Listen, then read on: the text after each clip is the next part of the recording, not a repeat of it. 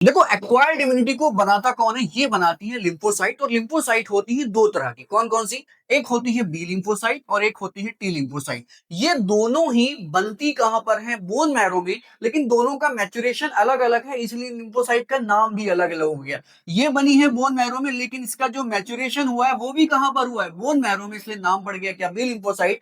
जबकि ये जो टी लिम्फोसाइट है ये भी बोन मैरो में ही बनी है, लेकिन इसका जो मैच्योरेशन हुआ है वो कहां पर हुआ है? थाइमस में। इधर देखो कि जो लिम्फोसाइट्स होती हैं ये यूजुअली क्या करती हैं? एंटीबॉडीज बनाती हैं। और एंटीबॉडीज जो बनती हैं या जो बी सेल्स होती हैं ये दो तरह से डिफरेंशिएट हो जाती हैं। कौन कौन सी? एक होती है प्लाज्मा सेल, और यही प्लाज्मा सेल आगे जाके सेक्रीट करती है एंटीबॉडीज को। लेकिन जो ये मेमोरी बी सेल्स होती हैं या मेमोरी बी लिम्फोसाइट्स होती हैं ये लॉन्ग टर्म इम्यूनिटी प्रोवाइड करती है उस पर्टिकुलर ऑर्गेनिज्म को। लेकिन अगर टी लिम्फोसाइट की बात करें तो ये मिल जाएगी चार तरह की, जिसमें से पहली है कौन सी बेटा? Helper T cells. अब ये हेल्पर टी सेल्स का काम सीधा सीधा क्या होता है?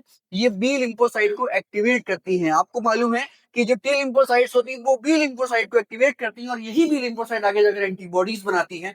दूसरी टाइप की जो होती है वो होती है किलर या साइटोटॉक्सिन सेल। इनका काम ये होता है कि या ये तो वायरस इन्फेक्टेड सेल्स को मारती हैं, या जो कैंसर सेल्स होती हैं उन्हें डिस्ट्रॉय करके रख देती हैं। और तीसरी हमारे पास है रेगुलेटरी टी सेल्स, और ये इम्यून रिस्पॉन्स को सप्रेस करती है। आपने ऑटो इम्यूनिटी के बारे में सुना होगा, उसी ऑटो इम्यून रिस्पॉन्स को जो सप्रेस करने का काम है वो इन्हीं रेगुलेटरी टी सेल्स का है। और चौथी हमारे पास है बेटा मेमोरी टी सेल्स। और मेमोरी टी सेल्स जहां कहीं पर भी टर्म लगा मिले मेमोरी, समझ जाइएगा क्या कर रहा है वो? लॉन्ग टर्म डिफेंस का काम कर रहा है।